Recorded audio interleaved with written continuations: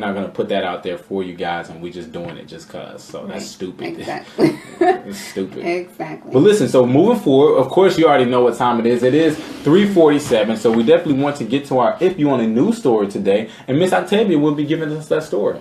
Okay. I had someone contact me, and they wanted to share their story. They're anonymous? Yes. Okay, they wanted to be anonymous. They told me that they had an experience years ago that put them in a depressive state, and they started to get on drugs and use drugs very heavily. After using drugs for several years, that person ended up moving back to, I guess, the city they grew up in, and found out that they had HIV. After getting the treatment, this person felt like their life was over, but they continued to go to their doctor, to continue to get their treatments and do everything, and definitely pray, as this person stated, and found out a few years ago that the HIV was non-reactive, meaning that they still have it, but it was non-reactive in their blood work, being that it was not responding at that moment. So the medication actually was working, and they definitely feel better, and they talked to their children about it, and their children kind of motivated them to let them know that, hey, your life is not over. There's so much more you can do in life and not feel like when you have this disease, your life is over. So this person just wanted to basically share their story with me, and I felt honored that they came to me to share their story. And they wanted me to share it on the show. So I just wanted to do that person justice and share it correctly. And I wanted to make sure I had all the information correct before I said anything. But yeah, so they're doing great. You know, first of all, so whoever that is, that was Psalms 15, and David asks God. He says, who can dwell in your sacred mountain? And one of the third thing God lists is speaking the truth from your heart. And I want to speak the truth from your heart takes courage. Yes, it definitely does. And especially in that situation she's in, because everyone doesn't. Because when you do look at the numbers, the numbers are astronomical as far as how many people end up contracting HIV. Right. But you don't hear that many people talking about that they have it. You know the people exist, but sometimes you may not know, which is perfectly fine. Right. But to be able to talk about it is a very big step. We actually had a lady in BSU come and talk about her being HIV positive and the effect that it had on her life. But she's, like she even said, she's doing well. She's able to medication, staying positive. I mean, you wouldn't know, because this person looks very healthy, and they're doing everything they're supposed to do, and God allowed it to not be reactive, and so that person feels better. And I was just honored that they wanted to share their story with me, because most people do try to hide the fact or not talk about it because they don't know how you're going to take the news or whatever. So being able to come to me and tell me that story, it was just like, wow, like I really just wanted to cry, like, wow, you coming to me and telling me that. So, you definitely have to have strength and being able to tell your story. And so I'm just honored that person chose me. And you know what? That's what I love about the If You Only Knew segment. It, like I said, it is twofold to where what majority of people have been seeing recently is just the questions that we ask each other.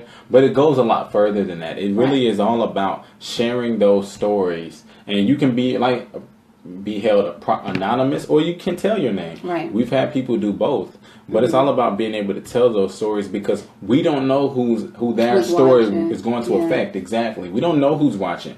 We hear people come up to us all the time saying, hey, I watch your show. I'd be like, what? You watch the show? I didn't know this, People go back and replay these things. And to hear that woman's story, or him and her, I don't know who it is. Right. Well, I guess it's a her, because you did, I think, acknowledge it was a female. But I don't know. It doesn't matter. Him or her. To be able to be willing to share that story on this platform is not easy. So for anybody out there that does have HIV or that knows someone with HIV, you can remain strong with it. And it's always nice to have a support system, because like you said, she came to you and trusted you with that. So it's nothing like being able to have a great support system. Right. And I actually used to work in infectious disease when I was that was actually my first job. And it was a very rewarding job because you see so many different types of people that come in, and some days are good days, some days are not good days. But a lot of them would sit there and share their story as to how it came about, and, whether it was sexually or drugs or, rape or whatever it was. Mm-hmm. To share your story definitely can help someone else. And just hearing those stories and hearing this person's story, it was like, wow, like, you never know what someone is going through, even though they smile and, and be and nice and don't even, basically acknowledge what's going on with themselves. They are still like welcoming people. And just because someone has that doesn't define who they are. So I just wanted to. And again, that's what it's here for. And like Mr. Solomon said, a person's testimony, it can help somebody. So again, if you know someone battling with HIV, or you know somebody, or you even have it yourself, it's okay. Right. Find someone to reach out to take the necessary steps to fight it. Right. I think because I knew somebody that in college that had it. We didn't find out till later on, but some of his close people knew. But when he passed away, it got out. Oh wow. So it was as if he didn't have a support system there, and it's a difference when you have a support system and people there you can talk to about it. Right. So again, get tested for one. It is a big deal. You can take the test and you can have the antibodies in your system, but it won't show up for another 6 months, which completely blows my mind. I don't get that. It is amazing because I've seen patients, get tested and come back and they have it. And they're like, how is this possible? And you have to sit there and explain it to them like, hey, it wasn't active at that moment, but that doesn't mean that it doesn't mean that it's not in your body. And I had a friend actually when I was in second grade that actually was born with it. See, she ended up passing away later. That made no sense to me. But she was born with it. Her father was actually on drugs, and he gave it to the mother. The mother didn't know until she had the baby.